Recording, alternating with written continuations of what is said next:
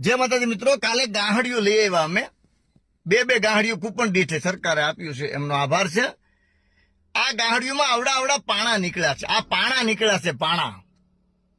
મફત આપ્યું હોય તો સાઈડની વાત છે, પણ જે તે વખતે ગાહડિયું બનાવવા દીધી હોય છે તેથી વજનથી આપ્યું છે. અને એ ગાહડિયું બનાવેલ એ અધિકારી કોઈ માથે ઉભા નહીં હોય, એટલે મજૂર લોકો છે એને પાણા નાખી દીધા છે. ગાહડી જ્યાંથી આવી મને કાંઈ ખબર નથી. મારે ઘેરે ફળિયામાં ઢગલો પીડ્યો પાણાનો, અને છોકરાઓ અમારા ઉપાડીને થાકી ગયા કે વજન બહુ છે, બહુ ખોળ આવશે, બહુ ખોળ. માદા પાણા નીકળે છે, પાણા. આના કરતા આ આંગળી કરવા કરતા નો દીધી હોત તો શું વાંધો હતો?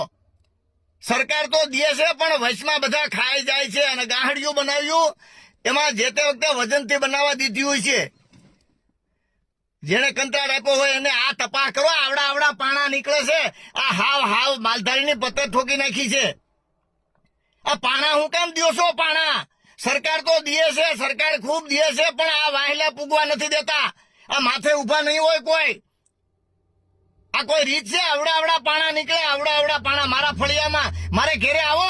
હું રાજાભાઈ ગઢવી ગુંદરણ ગામનો વતની છું. મારે ઘેરે આવો. અમારે ઘેરે ઢગલા પીડ્યા પાણાના. એક ગાડીમાં કેટલા નીકળે છે પાણા. અધિકારીઓ હા એસી વાળી ગાડીમાં ફરે છે.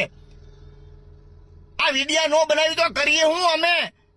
આવી સહાય હોય સરકારનો તો? સરકાર મા બાપ છે, સરકારે ખૂબ ધ્યાન રાખ્યું છે, પણ વાહેલાવ નથી. આ પાડાવ પૂગવા દેતા ખાઈ જાય છે. આ પાણા જોખીને આપે છે. અમારી હાવ પત્તર ખાંડી નાખી. આ કોઈ રીત કહેવાય? આ પાણા નીકળે છે, ખળમાં પાણા નીકળે છે. વિનંતી કરીએ મોદી સાહેબ ને, આપણા મુખ્યમંત્રી ભૂપેન્દ્ર સાહેબ ને, કે સાહેબ આ ગાહડિયું દે, એમાં પાણા નીકળે છે.